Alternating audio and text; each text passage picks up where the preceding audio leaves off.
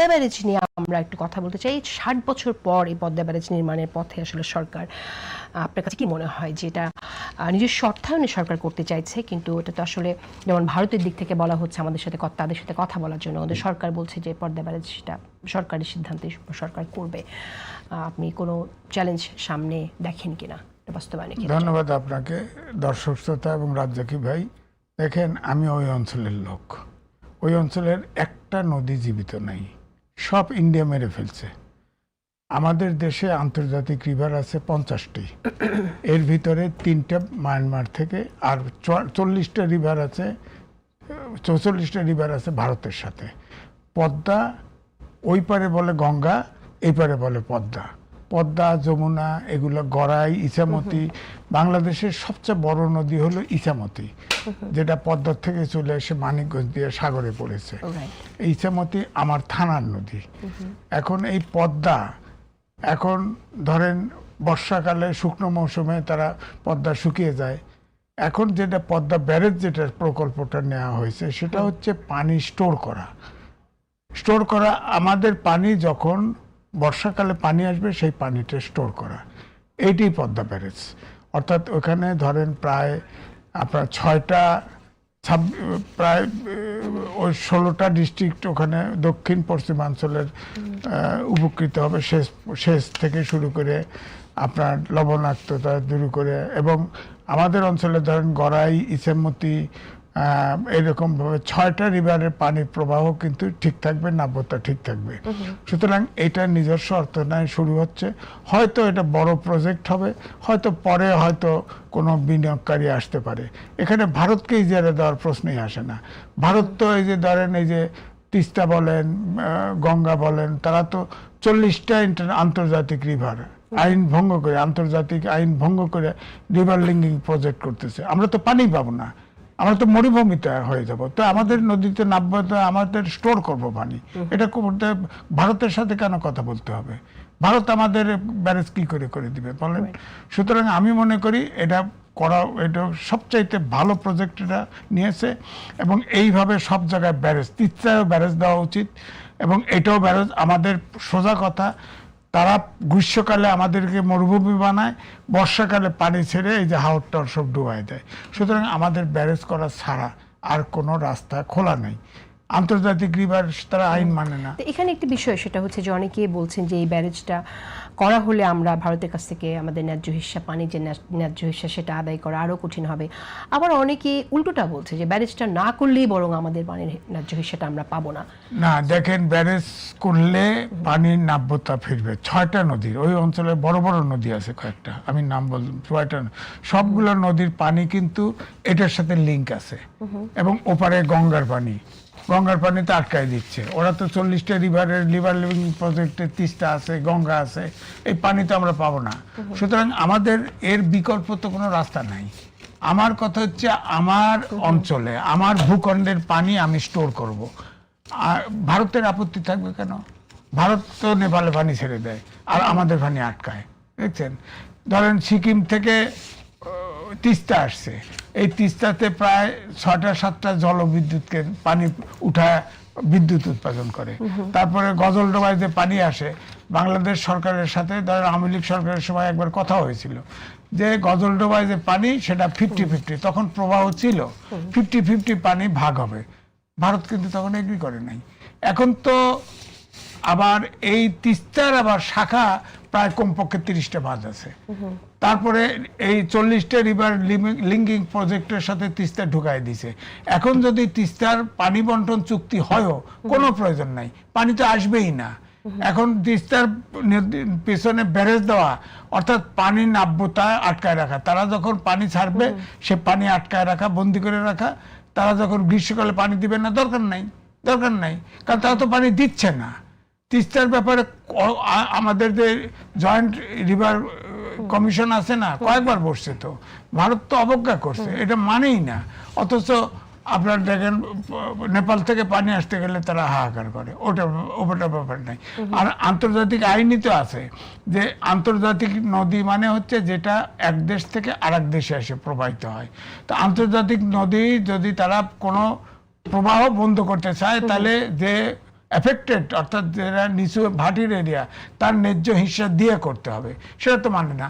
আমাদের পদ্মার পানি ছেড়ে দিক, আগে যেমন পদ্মার পানির প্রবাহ ছিল, যমুনার ছিল, ইছামতির ছিল, সব নদী মেরে ফেলছে, তো আমাদের তো কোনো বিকল্প নাই, এটাই করতে হবে। রাইট। আমি আবহাওয়ার রাজ্যে কিন্তু আপনার কাছে শুনি যে আমরা তো যে উদ্যোগটা এখন নেওয়া হয়েছে সেই জায়গা থেকে সরকারি উদ্যোগটা বোল্ড একটা উদ্যোগ বলে অনেকে মনে করছেন, এবং আমরা দেখছি যে সিদ্ধান্তটা সরকারের পক্ষ থেকে আমরা বলতেও শুনছি যেটা আমাদের সিদ্ধান্ত, এটা আমরাই নেব। পানি সম্পদ মন্ত্রীও সেটা বলেছেন, সরকারি সিদ্ধান্ত নেবে, এখানে কারোর সাথে, ভারতের সাথে বা কারোর সাথে আলোচনার প্রয়োজন নেই, সরকার এই কাজটি করবে।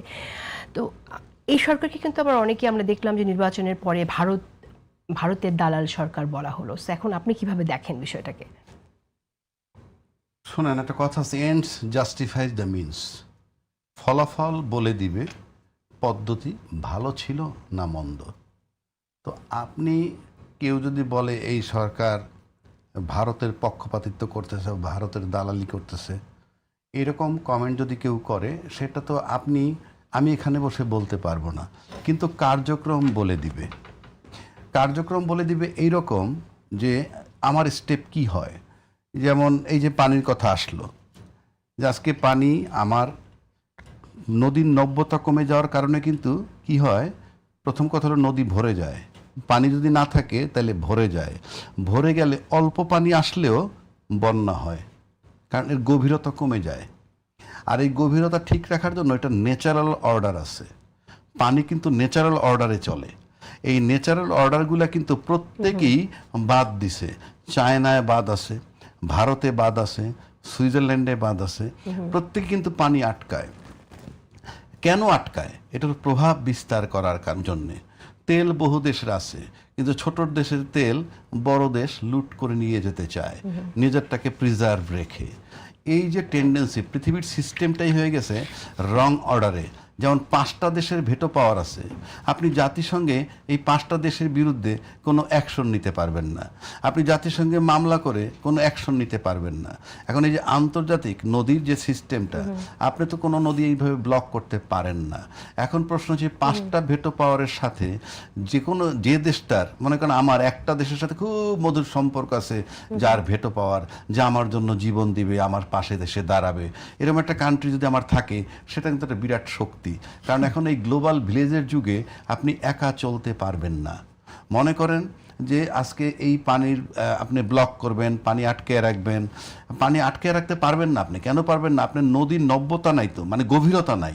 গভীরতা না থাকলে পানি কতটুকু আটকাবেন? কথার কথা বলছি আমি। আর এই গভীরতা নষ্ট হয়েছে কিন্তু পানি প্রবাহ বন্ধ হওয়ায়। কারণ পানি প্রবাহ যদি কন্টিনিউ, আপনি দেখবেন এই যে ব্রিজ করি না আমরা, ব্রিজের নিচ দিয়ে পানির নিচ দিয়ে একটা বিরাট ওঠে, কি বলে, পিলার যদি বলেন, এই পিলারটা কিন্তু আমরা উপর থেকে দেখি এতটুক, ভিতরে কিন্তু অনেক বড় পরিধি নিয়ে আসছে। এবং নদীর নব্যতা ন্যারো যদি হয়ে যায় আর গতি কমে যায়, তাহলে ওই যে বালি আসে আইসা ওই জায়গায় ব্লক হয়ে, ওইটা আস্তে আস্তে আস্তে আস্তে ব্লক হয়ে নদীর নব্যতা শেষ করে দেয়, ইত্যাদি ইত্যাদি। আমি কিন্তু ফরগটস, আমি পানির বিশেষজ্ঞ না, আমার আইডিয়ার থেকে বলছি। এইটার জন্য দরকার আমাদের আইনুন নিষেধের মতো ব্যক্তি। এটা খুবই সাধারণ একটা বিষয়, আপনি জানেন যে ফারাক্কা বাঁধের কারণে এই জিনিসটা হচ্ছে, এটা আপনি জানেন। সেটাই বলছি। এখন মনে করেন আজকে প্রধানমন্ত্রী তারেক রহমান সাহেব যদি এমন চিন্তা করে থাকেন যে আমি এটা করব, আমার দেশের মধ্যে আমি কাজ করব, এটাকে আমি সাহসী উদ্যোগ বলবো, ঠিক আছে। কিন্তু এটা করতে গিয়ে যদি মনে করেন যে আর এক প্রতিবেশী দেশ, সে তার প্রত্যেকটা দেশ তার নিজের স্বার্থ দেখবে, তার হ্যাম্পার কি হয় তার সেটা দেখবে। এখন তার হ্যাম্পার হইলে সে বাধা দিতে চাইবে। আমি যদি ভারতের পক্ষে কথা বলি, তাহলে আমি মনে করবো ভারত কারেক্ট। আবার আমি যদি বাংলাদেশে তারেক রহমান সাহেবের পক্ষে থাকি, ইয়াস আমি আমার কাজ করবো, তাতে আমি আরেকজনের কৈফিয়ত দিতে যাব কেন? কিন্তু এইগুলার একটা সমাধান আমাদের দরকার, যাতে বিরোধটা না থাকে। যেমন ধরেন আমেরিকার পাশে কানাডা আছে, তাদের কিন্তু সমস্যা হচ্ছে না। আমাদের পাশে ভারত আসে 3 দিকে। পৃথিবীতে এরকম ম্যাপ কিন্তু খুব কম আছে যে 3 দিক ঘিরে একটা দেশ। আমরা বলি না ল্যান্ডলক মানে যে সমুদ্র যেটায় পায় না, আমরাও কিন্তু ওইভাবে যদি ধরি মনে হয় ল্যান্ডলক একটা কান্ট্রি। কিরকম আমাদের আর কোনো দেশের সাথে যোগাযোগ নাই ডাইরেক্ট, মানে ল্যান্ড থেকে। আরেকটা আসে পাশে মায়ানমার, তার মাঝখানে আবার পানি। আবার মায়ানমারের সাথে যদি আমি চিন্তা করি, মায়ানমারের সাথে ভারতের সম্পর্ক আমাদের চেয়ে অনেক বেশি ভালো। তো সেই হিসাবে আপনি ধরতে পারেন আমি একেবারে পুরা ব্লক। তো এইরকম একটা পরিস্থিতিতে আপনার অবশ্যই আমাদের সুন্দর ডিপ্লোম্যাটিক একটা যোগাযোগ বা ডিপ্লোম্যাটিক সম্পর্ক, ডিপ্লোম্যাটিক কায়দায় সুসম্পর্কটা মেনটেন করে আমাদের করা দরকার। এবং আমার কাছে মনে হয়, আমার দীর্ঘদিনে দেখছি ভারতের সাথে আমার মনে হয় না কোনো সরকারই খুব ভালো আন্ডারস্ট্যান্ডিং করতে পারছে। তাহলে হয়তো বলতে পারবেন যে পিসের সরকার যে 16 বছর ছিল, ক্ষমতায় থাকা আর ভালো আন্ডারস্ট্যান্ডিং নিয়ে থাকা একটা ভিন্ন কথা। যেমন আমরা 3 জনে কাজ করি বা আপনি 3 অফিসে কাজ করেন, আপনি কেউরে 20% বিশ্বাস করবেন, কাউকে 30%, কাউকে 40%, আবার কাউকে বিশ্বাসই করেন না, কিন্তু তাকে দিয়ে আপনি কাজ করাচ্ছেন। তো সম্পর্কটা হলো কাজের। প্রতিটা দেশ হয়ে গেছে এখন কর্পোরেট মানে যার যার স্বার্থটা দেখবে। সুতরাং আমাদের এটা করতে গিয়ে যদি আমাদের যে পানির সংকটটা, আপনি জানেন যৌথ নদীর জন্য যে পানির সংকট, এবং আপনি অলরেডি মেনশন করলেন যে আমাদের আন্তর্জাতিক আইন, সে আইন অনেকবার ভঙ্গ করা হয়েছে এখানে, সেই জায়গা থেকে আমরা আসলে যে সরকারের সাথে সবচেয়ে বেশি সুসম্পর্ক ছিল সেই সময়ও কিন্তু আমরা সুফল পাইনি। আমি সেটাই বলছি, সেই সরকার আপনি দেখতেছেন সুসম্পর্ক, আর আমি এটা অন্যভাবে দেখি, যেটাকে আদৌ কোনো আস্থার সম্পর্ক ছিল নাকি এটা শুধু কাজের সম্পর্ক ছিল, যে হ্যাঁ ঠিক আছে। কারণ আমি একটা কথা বলি আপনাকে, যেমন আপনি যা বলেন তাই যদি আমি করি, আপনি কিন্তু আপনার কাজ হয়তো আদায় করতে পারবেন, কিন্তু আপনি আমাকে বিশ্বাস করবেন না। কেননা আমি যা বলি তাই রাজ্জাকি শোনে। কেন শোনে? রাজ্জাকি শোনে কেন? এটা যদি খুঁজে পান যে রাজ্জাকির একটা কলম দিলে পরে শুনে, তাহলে আরেকজনের যদি 2টা কলম দেয়, তাহলে রাজ্জাকি আমার কথা শুনবে না। কাজে সব শুনলেই যে আস্থার সম্পর্ক, সব শুনলেই যে বিশ্বাসের সম্পর্ক, তা কিন্তু নয়। বিষয়টা হচ্ছে যে কাজ আদায়ের সম্পর্ক। আপনার কাজ আপনি আদায় করবেন, তার কাজ সে আদায় করবে।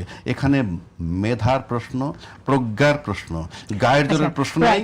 কারণ পৃথিবী এখন গায়ের জোর দিয়ে দখল করা যায় না। একটা স্বাধীন দেশে আমি একটা দেশে যতই ভয় পাই না কেন, যত বড়ই থাকুক না কেন, একটা দেশ কেউ দখল করতে আসে না। কারণ এই ভূখণ্ডে খালি আপনার একার স্বার্থ না, এই ভূখণ্ডে তার স্বার্থ আছে, এই ভূখণ্ডে আমার স্বার্থ আছে। সুতরাং আপনি একা এটা নিয়ে যাবেন, আমরা দুজন বসে থাকবো না। সুতরাং ওদিক থেকে এটা নিয়ে এত চিন্তা করার কোনো কারণ নাই। কিন্তু আপনাকে খুব কৌশলে খেলতে হবে। এটা বুদ্ধির খেলা, সবসময় শক্তি দিয়ে হয় না। কিন্তু এই উদ্যোগকে আপনি স্বাগত জানান কিনা? অফকোর্স আমি স্বাগত জানাই, কেন জানাবো না? আপনি যদি আমার দেশের প্রধানমন্ত্রী বা আমার দেশের সরকার যদি এরকম একটা উদ্যোগ নিতে পারে, এবং এই উদ্যোগ এমন শুনছি যে নিজস্ব তহবিল থেকে করবে, এই নিজস্ব তহবিল থেকে কথা কিন্তু একটা শুভঙ্করের ফাঁকি থাকে, শুরু করবে। যেমন না ফার্স্ট শুরু করে, যেমন চায়নার থেকে যে পদ্মা ব্রিজ আমরা করলাম, সেখানেও কিন্তু বলা হয়েছে আমাদের নিজস্ব তহবিল থেকে করছি। সেটার কৌশল কিরকম আমি বলি আপনাকে। ধরেন আপনি চায়নার থেকে আমার কাছ থেকে আপনি 500 টাকা নিলেন, যে একটা কাজ করবেন। আপনি 500 টাকা নিয়ে গেলেন, আপনি দিলাম আপনাকে, আপনি তখন এর দিয়ে একটা কোম্পানি বানালেন, তুমি এই ডেভেলপমেন্ট ওয়ার্কটা করো। তখন আপনি এই 500 টাকা থেকে টাকা দিচ্ছেন, আর উনি বলছেন নিজস্ব তহবিল থেকে করছি। এটা কিন্তু ঋণ।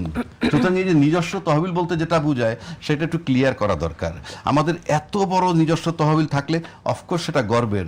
আমরা জানি কি বলে, পতিত সরকার যিনি চলে গেছেন, উনি তসরুপ করে গেছেন সব, এবং আমাদের প্রধানমন্ত্রীও বলছেন অমার্জনীয় তারা অপরাধ করছে, টাকা প্রচুর তারপর আমরা সেই টাকাটা পেলাম কোথায়, সেটার আমাদের সোর্স লাগবে, আমাদের জানা দরকার রাষ্ট্রীয়। কিন্তু যার উদ্যোগকে আমি স্বাগত জানাই। ভিন্ন প্রসঙ্গে আলাপ করতে চাই। আপনি জানেন যে লেখক এবং দার্শনিক এবং কবি ফরহাদ মজহার 3টি মন্তব্য করেছেন। তিনি বলেছেন এই যে গণঅভ্যুত্থান, সেই গণঅভ্যুত্থানকে আসলে তিনি বলতে চাচ্ছেন যে রেজিম চেঞ্জ, এবং এই রেজিম চেঞ্জটা করেছে আমেরিকা, এবং আমেরিকার এখন সরকার চালাচ্ছে, সেরকম একটি মন্তব্য তিনি করেছেন। আমি তো আপনার অনুভূতি শুনবো এই কথাটা শোনার পর। আপনি কিভাবে দেখছেন এরকম একটি বক্তব্য তিনি দিয়েছেন, কিন্তু আমরা আবার তার কাছ থেকে এই গণঅভ্যুত্থানকে একটা সময় বিপ্লব বলতে শুনেছিলাম, কিন্তু কেন তাহলে এরকম একটি বক্তব্য দিচ্ছেন বলে আপনার মনে হয়? না, উনি বলছেন রিজিম চেঞ্জ।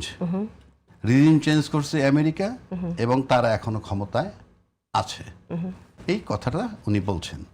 এখন এই কথাটা উনি বলছেন কেন, সঠিক ব্যাখ্যাটা উনি দিতে পারবেন, 1 নম্বর। 2 নম্বর হলো রিজিম চেঞ্জ হইল ইউনূস সাহেব ক্ষমতায় আসলো। রিজিম চেঞ্জ যে আমেরিকা করছে, ভাই আমি এটা কখনোই বলবো না। রিজিম চেঞ্জ ভারত করছে, আমি এটা কখনোই বলবো না। রিজিম চেঞ্জ চায়না করছে, এটা কখনো কেন বলবো না আমি? কারণ আমার কাছে কোনো ইনফরমেশন নাই। আমার বেসিসটা কি? ইনফ্যাক্ট তাহলে কি ফরহাদ মাজার সাহেবের সাথে কথা হয়েছে? আচ্ছা, তর্কের খাতিরে ধরে নিলাম যে আমেরিকা চেঞ্জ করছে, রিজিম চেঞ্জ। ন্যাচারালি আপনি রিজিম চেঞ্জ যদি ধরেন, যেমন ধরেন 111 যখন আসলো, 111-এ ক্ষমতাটা কার কাছ থেকে নিয়ে গেছিল? 111-এ ক্ষমতা নিয়ে গেছিল বেগম খালেদা জিয়ার কাছ থেকে 111-এ। আচ্ছা, তো এটা কিন্তু একটা নেচার, সাথে সাথে কিন্তু একটা আপনার অনেকে বলে যে আওয়ামী লীগ ক্ষমতায় আসছে। বাংলাদেশের নির্বাচন নিয়ে অনেক কথা আছে যে সবসময় নাকি একটা ইঞ্জিনিয়ারিং হয়। এখন যদি বলেন আপনার কাছে প্রমাণ আছে, আমার কাছে প্রমাণ নাই। ওই যেভাবে ফরহাদ মাজার সাহেব বলছে ওইভাবে আমিও বলতেছি। এখন যখন 111 হইল তখন ক্ষমতা যেহেতু বেগম জিয়ার কাছ থেকে নিয়ে গেছেন, তো ন্যাচারালি বোঝা যায় যে ক্ষমতায় আর মইনুল আহমেদরা ইলেকশন করে বিএনপিকে ক্ষমতাটা ফেরত দেবে না। এটা ন্যাচারালি বুঝায়, কারণ আপনি ক্ষমতা নিলেন যার কাছ থেকে কেড়ে, তাকে ক্ষমতা যদি আপনি ফেরত দেন সে তো আপনার বিরুদ্ধে অ্যাকশন নেবে। এটা একটা সাধারণ সরল সহজ সমাধান। এখন আসেন, আওয়ামী লীগ থেকে ক্ষমতা চলে গেল। আওয়ামী লীগ থেকে ক্ষমতা চলে যাওয়ার পর আপনি আমেরিকা রিজিম চেঞ্জ করুক আর যেই চেঞ্জ করুক, এক্সিকিউশন তো করে বাংলাদেশের লোক, বাংলাদেশের বাইরের লোক এর সাথে এক্সিকিউট করে না। তো এখন আমেরিকা যদি এটাকে রিজিম চেঞ্জ করে থাকে, তারপরে তো ক্ষমতাটা ন্যাচারালি আর আওয়ামী লীগের কাছে যাবে না। কারণ যদি যায় আওয়ামী লীগের কাছে, তাহলে তো রিজিম চেঞ্জের সময় যারা মাঠে তাদের বিচার হবে। Very simple. সুতরাং এই রিজিম চেঞ্জ বলতে যাবো, এটা যদি আমেরিকা করে থাকে তাহলে আওয়ামী লীগকে ক্ষমতায় নিবে না। কাকে ক্ষমতায় নিবে? 111-এর সময় যেখানে আওয়ামী লীগ ক্ষমতায় আসছিল, ন্যাচারালি তার রিভার্স শক্তি আসবে। আমরা একটা ছোট বিরতি আপনি অ্যাড করেন পরে, কিন্তু আজিজ আমি আপনার মন্তব্যটা একটু শুনি, যে আমরা যে প্রসঙ্গ নিয়ে কথা বলছিলাম, যে রেজিম চেঞ্জ এবং যুক্তরাষ্ট্র করেছে এ ধরনের এই যে বক্তব্যটা, আপনি এটার নেপথ্যে কোনো কারণ যুক্তি খুঁজে পান কিনা? না, যুক্তি খুঁজে পাই, তবে আমি ওনার কথার কখনো গুরুত্ব দেই না। কারণ উনি তার ওয়াইফকে আপনার উপদেষ্টা রেখে আবার উল্টো পাল্টেও কইছে, আবার এনসিপিকে ট্রেনিংও দিছে, মিসগাইড করছে একে। এটা একটা মিসগাইড বুদ্ধিজীবী, এবং এর যে কি করে তার আবার নানান রকম তাত্ত্বিক বিশ্লেষণ দিছে। এটা মাহমুদুর রহমানের সৃষ্টি, তাও বলে দিলাম। তিনি তো চরিত্র নাই তো, সঠিক নাই তো। সে তার ওয়াইফে উপদেষ্টা বানায়, আবার এনসিপিক ট্রেনিং দেয়, আবার বক্তৃতা দেয় অন্তর্বর্তী সরকারের ভিতরে। মাহমুদুর রহমানের সৃষ্টি কোনটা? মাহমুদুর রহমানের সৃষ্টি তার পত্রিকায় ছাপে টাপে তার বুদ্ধিজীবী বানায় হলাইছে, বুঝলেন না? তার বুদ্ধিজীবী বানাইছে। সে তো আপনার যতই বলেন, সে যা কথাবার্তা বলে, অসংখ্য কথাবার্তা বলে। আমি প্রেস ক্লাবে এক অনুষ্ঠানে ছিলাম, তো তাকে ধরছি তো আমি, যে আপনি এই কথাগুলি কেন বলতেছেন? আপনার ওয়াইফকে উপদেষ্টা বানায় রেখে এখানে এগুলো কি বলেন আপনি? এসব পাও কথা বলেন কেন আপনি? বলছি তো আমি স্ট্রেট। আবার এনসিপিকে ট্রেনিং দেয়, এই মিসগাইড করে, এগুলোর মাথা নষ্ট করছে তো সে। কিন্তু তারপরেও তার কথায়, এই কথাটায় কিন্তু একটু রসদ আছে। কারণ আমি বিশ্বাস করি আমাদের দেশে নির্বাচনের আগে এবং পরে ডিপ স্টেট, এবং সজীব ভুইয়া বলছিল না, ডিপ স্টেট আমাদেরকে নানানভাবে পরিকল্পনা দিচ্ছে 29 সাল পর্যন্ত ক্ষমতায় থাকা। তাকে এখনো জিজ্ঞেস করেন না কেন ডিপ স্টেট কারা? আমাদের দেশে তো ডিপ স্টেট এত সক্রিয় নাই, ডিপ স্টেট নাই। ডিপ স্টেট মানেই পরাশক্তি। তারা করতে পারে। ধরেন বাণিজ্য চুক্তি হলো, এটা তো 3 দিন আগে, একটা সরকার পরিবর্তনের 3 দিন আগে তাড়াহুড়ো করে একটা চুক্তি করে দিল, যে চুক্তিতে আমাদেরকে ফাঁসায় দিছে। আমি তো ওয়েবসাইট থেকে বের করে আমি লিখে দিছি, এবং এই চুক্তি তো সাংঘাতিক রকমের আমাদের জন্য স্বার্থের পরিপন্থী। এবং এই চুক্তিটা করার পরে তো বিশ্বাস হয় ডিপ স্টেট। এখানেই কিন্তু আমরা দেখেছি যে, আমরা শুনেছি যে দলগুলোর সাথে, সবগুলো দলের সাথে সরকার, অন্তর্বর্তী সরকার আলোচনা করেছিল। দেখেন, আমার কাছে প্রমাণ নাই।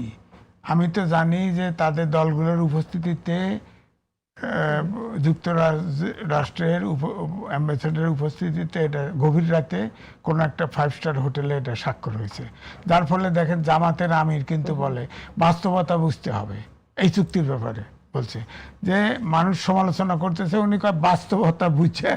এটা উনি কি আপত্তি করছে? পার্লামেন্টে উত্থাপন করছে। একমাত্র রুমিন ফারহানা উঠাতে চাইছে, তখন স্পিকার বলছে যে আপনাকে নোটিশ করতে হবে। এটা নোটিশ করলে উনি 5 জনের স্বাক্ষর লাগে, 5 জন এমপি পাবে কোথায়? উনি জাস্ট যতটুকু বলছে মেসেজ দিয়েছে তুই একমাত্র উত্থাপন। তার তো কেউ তো বিরোধী দল তো কথা বলে নাই কেউ। এটা চুক্তি, আমেরিকান সিস্টেম হচ্ছে কোনো চুক্তি হলে তারা সিনেটে পাশ করে এবং তারপরে তারা ওয়েবসাইটে দিয়ে দেয়, রিপ্রেজেন্টেটিভ আছে না, বাণিজ্য রিপ্রেজেন্টেটিভ মাধ্যমে ওয়েবসাইটে, আমি সেই ওয়েবসাইট থেকে ডাউনলোড করছি, হুবহু বিশাল চুক্তি, তার ভিতরে ইম্পর্টেন্ট অংশগুলো আমি একটা পত্রিকায় দিয়ে দিয়েছি। হ্যাঁ, দিয়ে দিয়েছি, অনেক পত্রিকায় ছাপে না, যেমন আমি তিস্তার উপরে লিখছি, ট্রানজিট নামে করিডোর শেখ হাসিনা স্বাক্ষর করেছিল, ওটা লিখছি, কেউ ছাপে না। অনেক পত্রিকায় দেওয়া আছে লেখা, ছাপে না, এটা ডরায়। অর্থাৎ বাতাসের হাওয়ায় পত্রিকাগুলো কথা বলে, বুঝছেন না, সুতরাং ছাপে না। এটা তো দুঃখজনক। আমি অ্যাডভোকেট আবু হেনা রাজ্জাকে আপনার কাছে আসি, চুক্তি নিয়ে কথা বলছিলেন এম এ আজিজ, আপনার কাছে কি মনে হয় যে চুক্তিটি কি আসলে যে করা হয়েছিল তখন সেটা আসলে কি দলগুলোর সাথে আলোচনা করা হয়েছিল কিনা? যে তথ্যটা আমরা শুনলাম তার মানে হচ্ছে যে জামাত বিএনপি সবার সাথে আলোচনা করেই করা হয়েছিল। সেক্ষেত্রে আপনি কি আসলে কোনো কানেকশন দেখেন আসলে যে এই ধরনের বক্তব্যের নেপথ্যে? যে খাতে আমি ছিলাম, যে রিজিম চেঞ্জ করছে আমেরিকা, তারপরে ইউনূস সাহেব বসছেন, কি প্রক্রিয়া বসছেন এই আলাপ তো পুরনো, উনি বসলেন, বসার পর আমরা মোটের উপরে দেখলাম ফাইনালি গিয়ে 12 তারিখে নির্বাচন হলো, ফেব্রুয়ারির 9 তারিখে একটা চুক্তি হলো। এখন আপনি যদি স্বাভাবিক প্রক্রিয়ায় বলেন, এটা একদম 5 বছরের পুরনো সরকার যদি নির্বাচিত থাকেও ক্ষমতায়, তখনও বোধহয় নির্বাচনের 3 দিন আগে এরকম একটা চুক্তি করার জন্য কেউ অস্থির হবে না।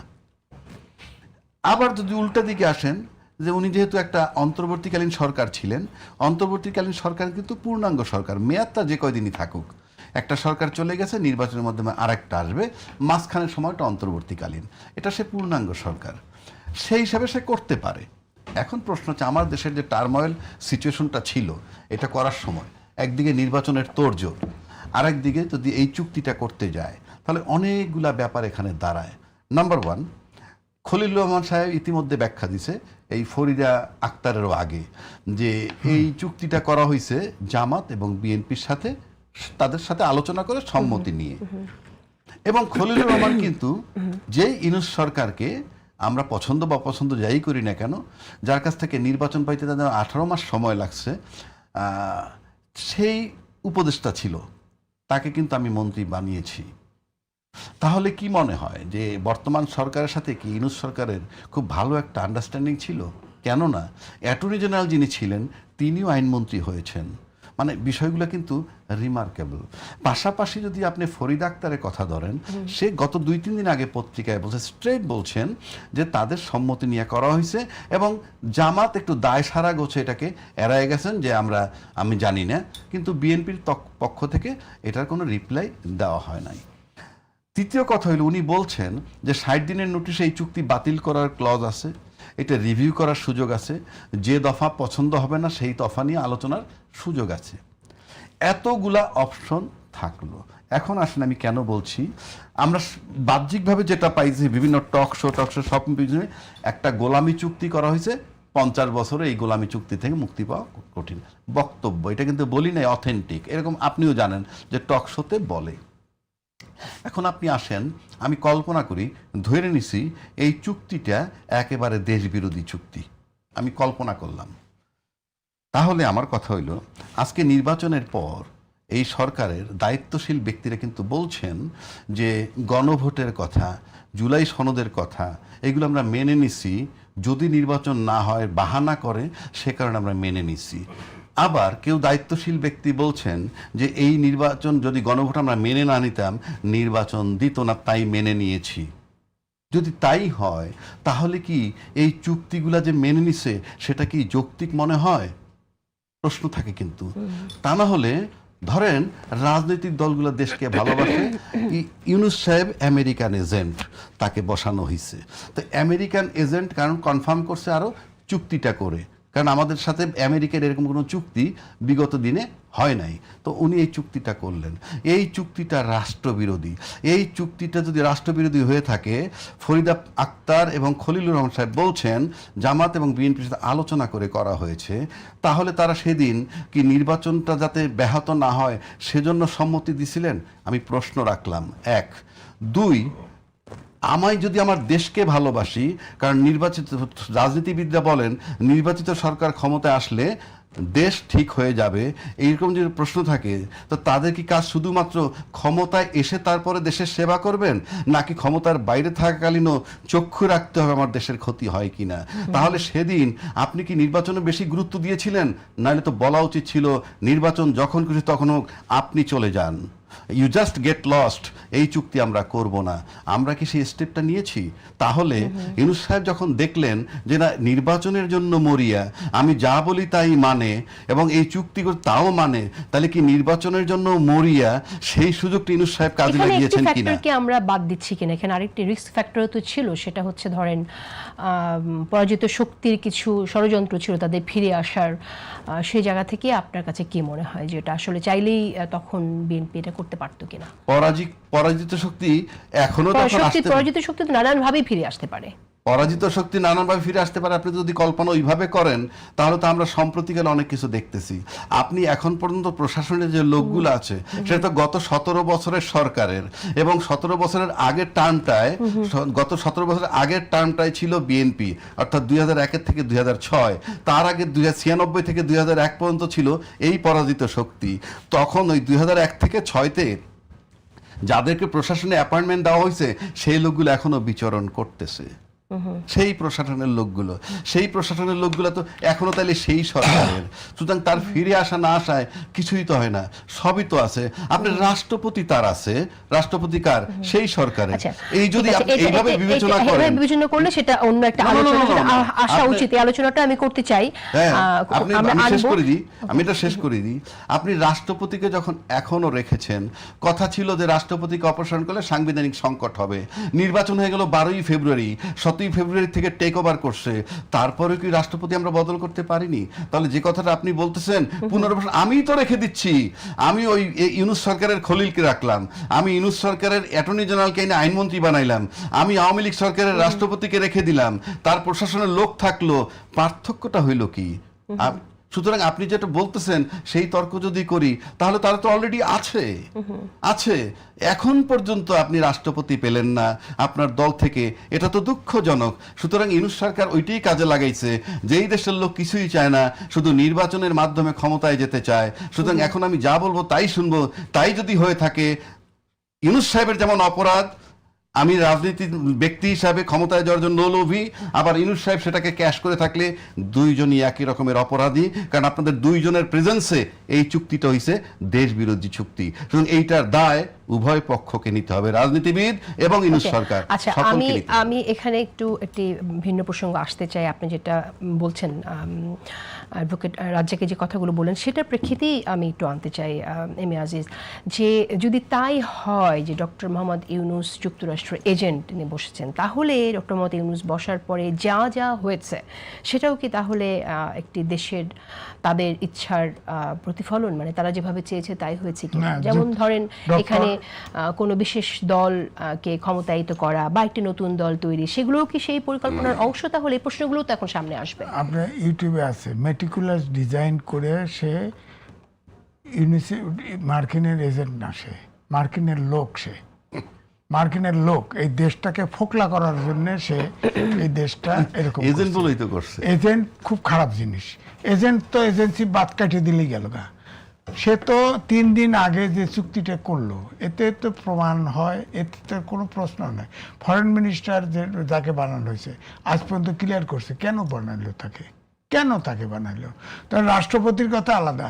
রাষ্ট্রপতি তো আপনার প্রধানমন্ত্রীর আর ক্যাবিনেটের ডিসিশনের বাইরে কিছু বলার নাই। এটা আছে না নাই এটাতে কিছু আসা যায় না। কিন্তু এই যে আপনার পররাষ্ট্রমন্ত্রী যেটা গেছেন আর চীনে যা কি করছে, সে তাহলে পাত্তাও দেয়নি গেছে তো, সে ঘুরে বেড়ায়। 3টে মুসলিম দেশে একবার ঘুরে গেছে না, কেউ কথা রাখছে, কেউ কথা রাখে নাই। এই আমেরিকায় সে বলে আবার যে আমি এখন আমেরিকায় থাকি বলে আমেরিকার অনেকে বলে সিটিজেন, আমি কিন্তু দেখে দেবো, একথাও কিন্তু বলছে। বেয়াদব কত। সে তো ইয়ার কেয়ারটেকারের চিফের পিএস ছিল, ওই যে বিচারপতি কি প্রথম যে কেয়ারটেকার ছিল বিচারপতির সময়, শাহাবুদ্দিন না, তারপরে ওই যে লতিফুর রহমানের, সে ওই সময় সে পিএস ছিল। তার অফিসের এক ব্যক্তি তার ওয়াইফকে গুলি করে মারছে, গুলি করে মারে সেও আত্মহত্যা করছে, সেই খুনের জন্য সে দায়ী, পরকীয়ার জন্য সে দায়ী। এরকম একটা লুচ্চারে কেন পররাষ্ট্রমন্ত্রী বানালো? আচ্ছা, আমরা এভাবেই কথা না বলে আমার মনে হয় যে না, এটা তো সত্য, তার বিচার হয় না কেন? এটা তো সত্য। ইউনূসের অনেক উপদেষ্টার বিরুদ্ধে দুদকে ফরমাল মামলা পড়েছে, তার তদন্ত হয় না কেন? তদন্ত হয় না কেন? রিজম চেঞ্জ, সে তো এই পুরোপুরি মার্কিনের আপনার পারপাস সার্ভ করে। আচ্ছা, তার পক্ষে এখানে কথা বলা যেহেতু কেউ নেই, তাহলে আমরা এই বিষয়টাই কথা না বলি। আপনি চুক্তি আরেকটা কথা বলি, supreme court, American supreme court এটাকে নাকচ করে দিয়েছে।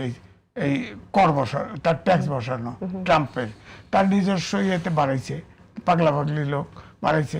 ইউরোপিয়ান ইউনিয়ন তাদের বন্ধু রাষ্ট্র, তারাও নাকচ করে দিয়েছে। 90 দিন সময় ছিল, এই পার্লামেন্ট কেন আলোচনা করলো না? এটা ঠিক আছে, এটা ভালো চুক্তি, আলোচনা করে সেটা অ্যাপ্রুভ করতো। আর যদি খারাপ চুক্তি হয়, সেটা তো 90 দিন সময় ছিল রিভাইজ করার, কেন করলো না? এখন বলে দিল, প্রথম একবার মিনমিন করে মানে জামাতের আমির বললো না আমরা জানি না, কারণ ওই যে পররাষ্ট্রমন্ত্রী বলল যে আমি রাজনৈতিক দলের সাথে আলোচনা করে এটা করা হয়েছে, তারা জানে।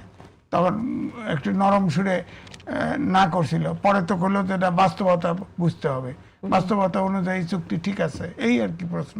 কিন্তু এই চুক্তিতে যেটা বলা হয়েছে দেশ বিরোধী না, আমি বলবো যে যেভাবে চুক্তিটা হয়েছে, এটা কোনো বাংলাদেশি এই চুক্তি করতে পারে না, এক কথায়। তাহলে কি আপনি মনে করেন যে এই সরকারের আসলে এই চুক্তিটা বাতিল করা উচিত এবং বাতিল করার জন্য কথা বলা উচিত? এখন বাতিল করা সম্ভব না, কারণ হচ্ছে একটা চুক্তিতে আছে ফ্রান্সের এয়ারবাস কেনা যাবে না, আমেরিকা থেকে কিনতে হবে।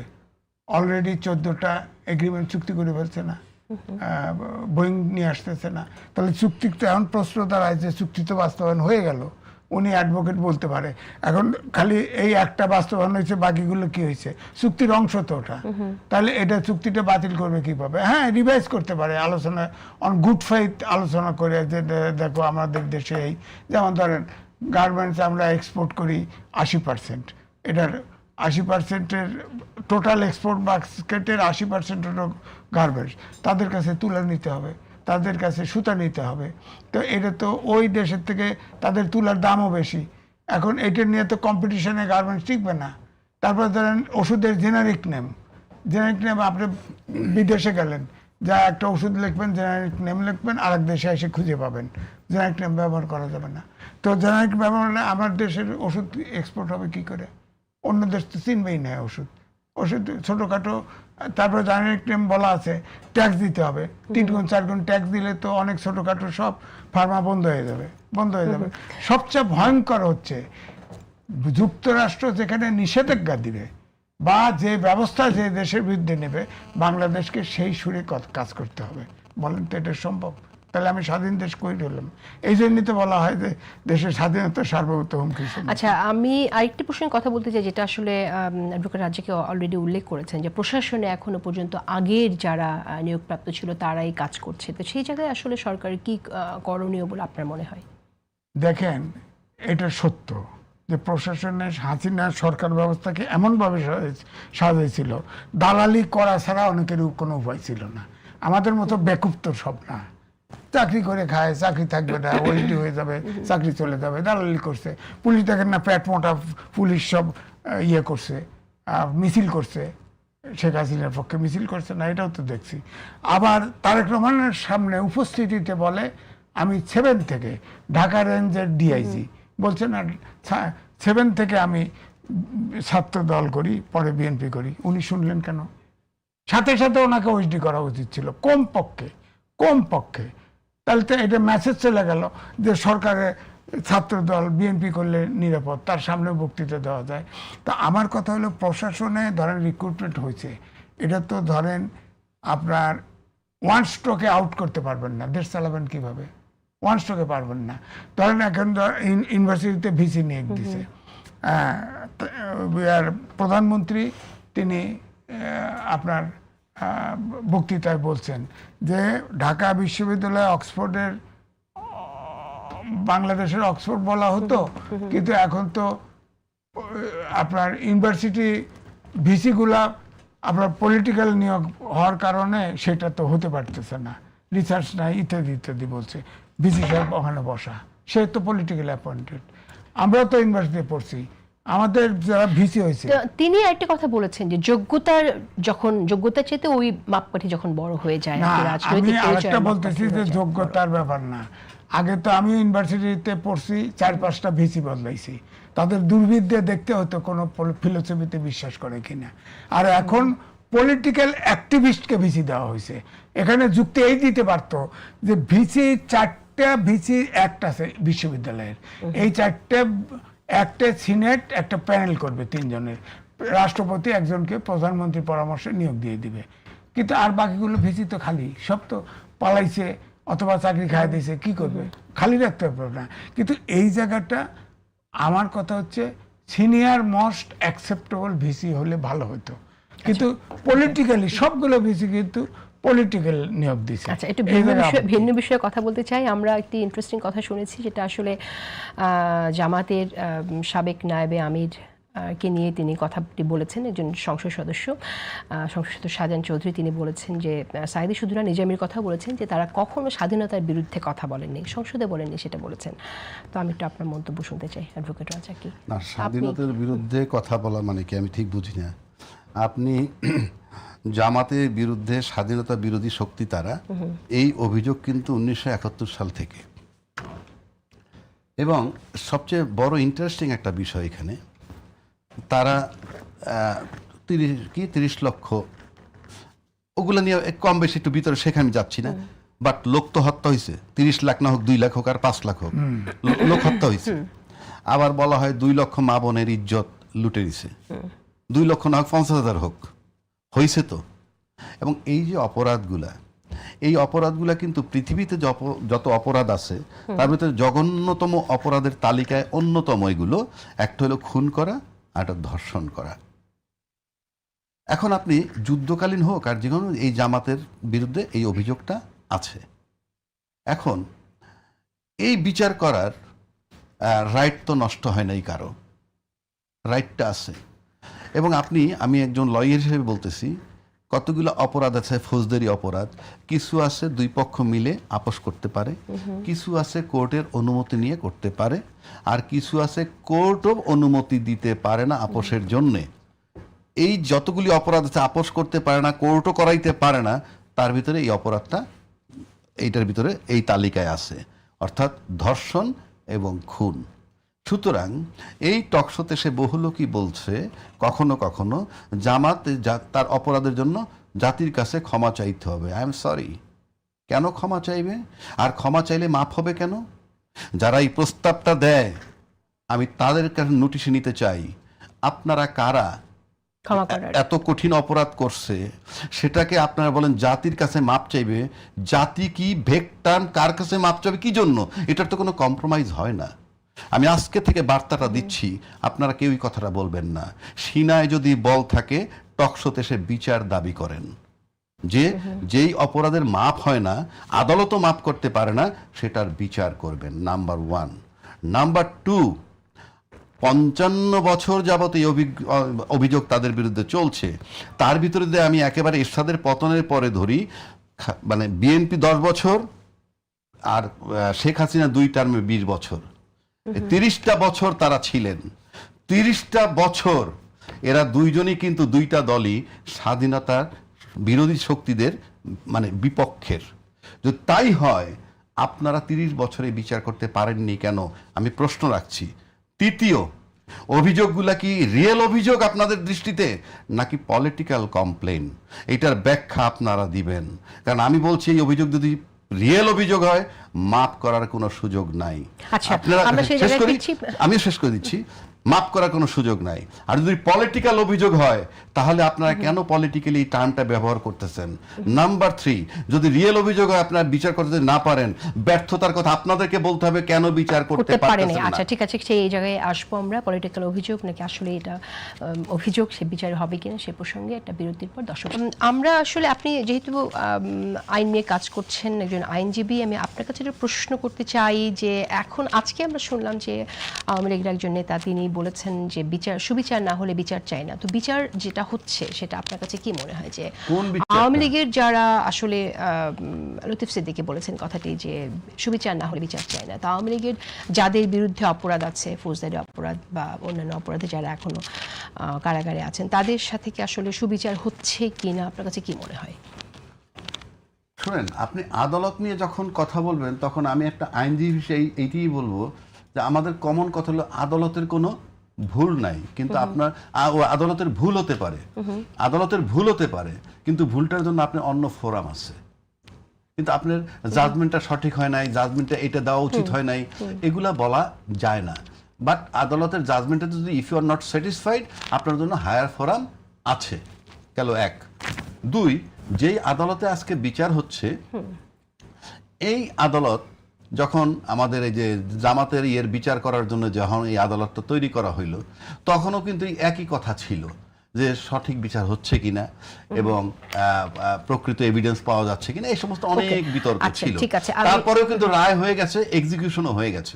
সুতরাং আপনি আদালতের যদি বিচার যেটা হয়, if you are not satisfied, আপনার জন্য অন্য ফোরাম খোলা আছে। কিন্তু আমি একজন আদালতের লোক হিসেবে এখানে বসে, ওই আদালতের লয়ারও আমি না, আমি কোনো মামলার ডিফেন্সও যাচ্ছি না, সুতরাং আমার পক্ষে এটা বলা সঠিক নয় এবং উচিত হবে না, অবান্তর কথা। ঠিক আছে, এম এ আজিজ, এর আগে আমরা যে বিষয়ে কথা বলছিলাম যে বিচার কেন হয়নি, সেটা কি আসলে পলিটিক্যাল অভিযোগ কিনা, বা সত্যিকার অভিযোগ হলে কেন বিচার হয়নি, আর মাফ চাইলেও আসলে কারা আসলে ক্ষমা করবে, ক্ষমা করার এখতিয়ার তাদের আছে কিনা, যে কথাগুলো আসলে অ্যাডভোকেট রাজ্জাক বলছেন। আমি যেটা আগে করেই বলেছি, গণহত্যার কোনো মাফ হয় না। তবুও জামাত ইসলামের আমির সবসময় বলেছে, যদি কারো মনে কষ্ট দিয়ে থাকি, তাহলে আমরা ৭১ সালে যদি কারো কষ্ট দিয়ে থাকি, যদি কিন্তু ইউনুসের মতো যদি কিন্তু ছাড়া কোনো কথা বলে নাই। স্ট্রেট কাট করলেও তো অন্তত কেউ কেউ মাফের কথা বলে, যদিও আইনে ফৌজদারি অপরাধের কোনো গণহত্যার কোনো মাফ হয় না, ফৌজদারি অপরাধের মাফ হয় না।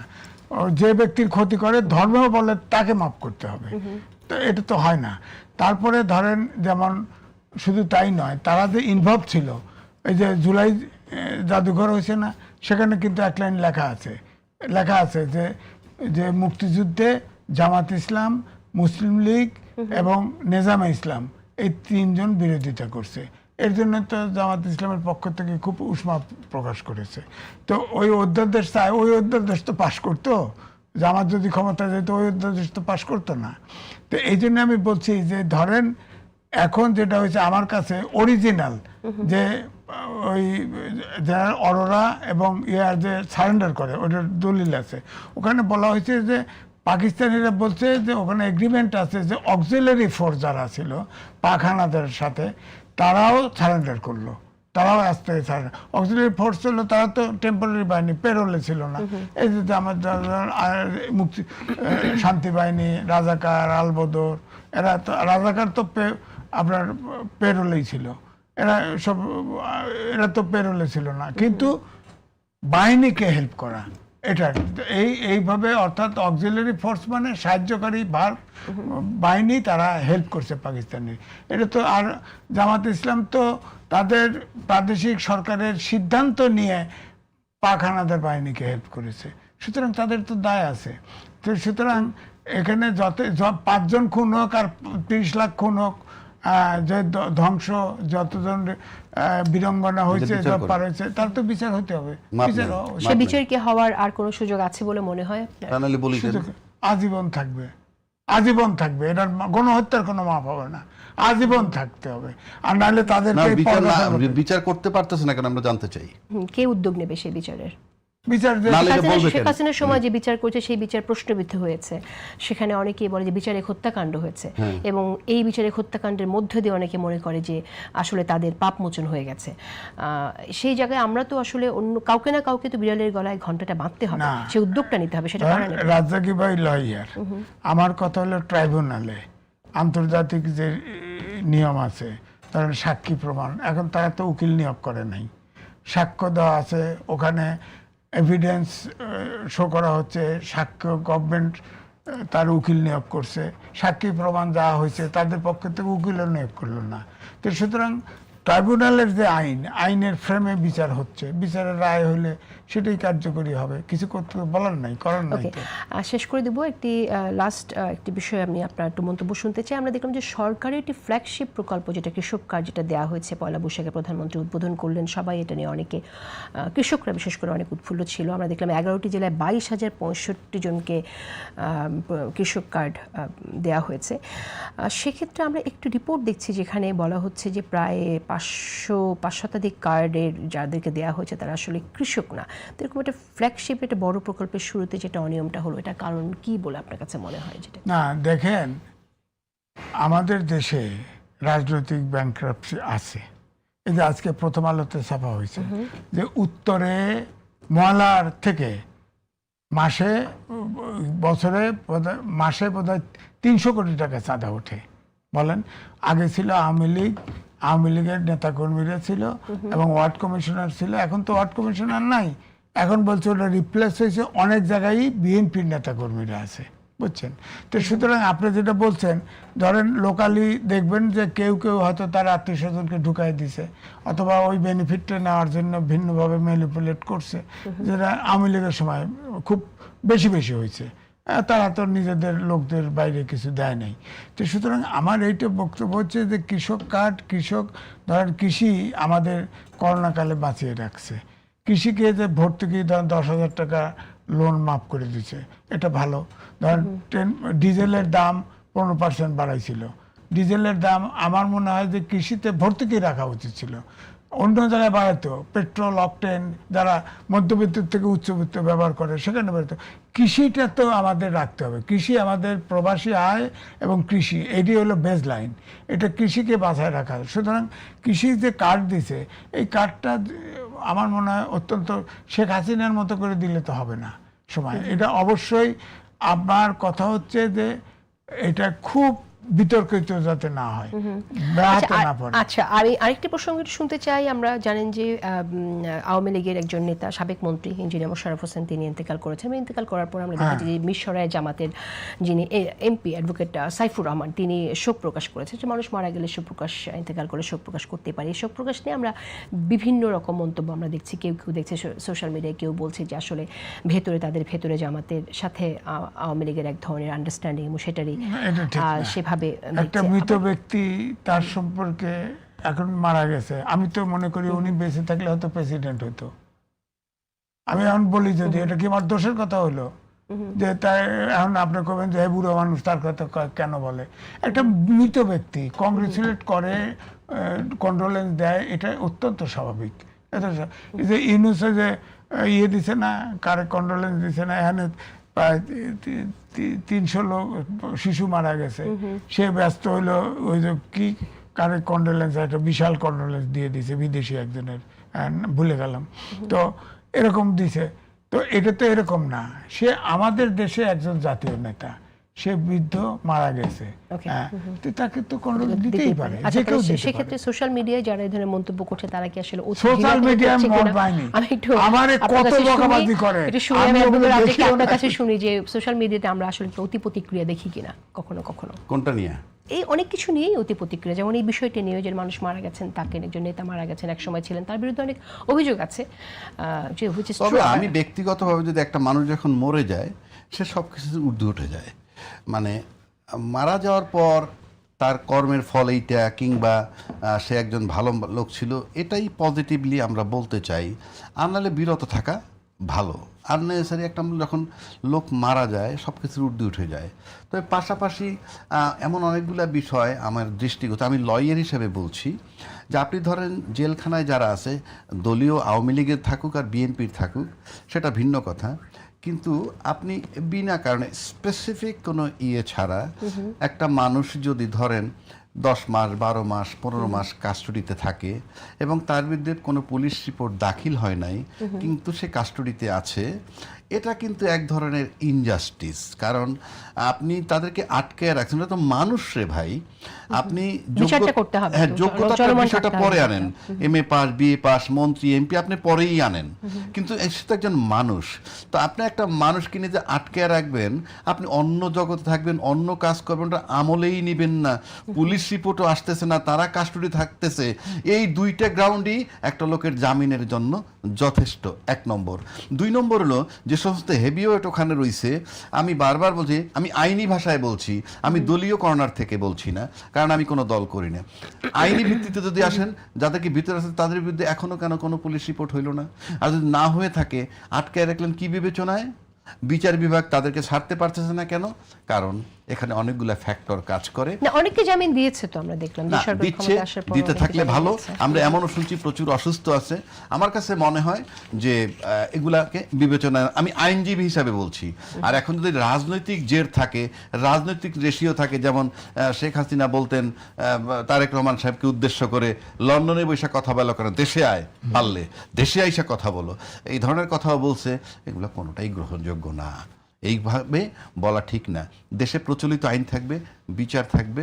আপনি যদি খারাপ কোনো অপরাধ করে থাকে, বেল, জামিন অযোগ্য, স্পেসিফিক ধারাটা বসাই দিয়ে আইন সকলের জন্য জামিন সমান অযোগ্য সমান করে থাকুক। রাখেন।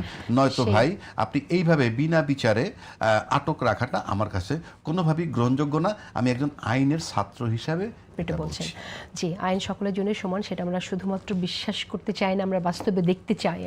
এটাই সবার জন্য প্রযোজ্য হোক। ধন্যবাদ এম এ আজিজ এবং অ্যাডভোকেট আবু হেনা রাজ্যকে সময় দেওয়ার জন্য। প্রিয় দর্শক, আজকের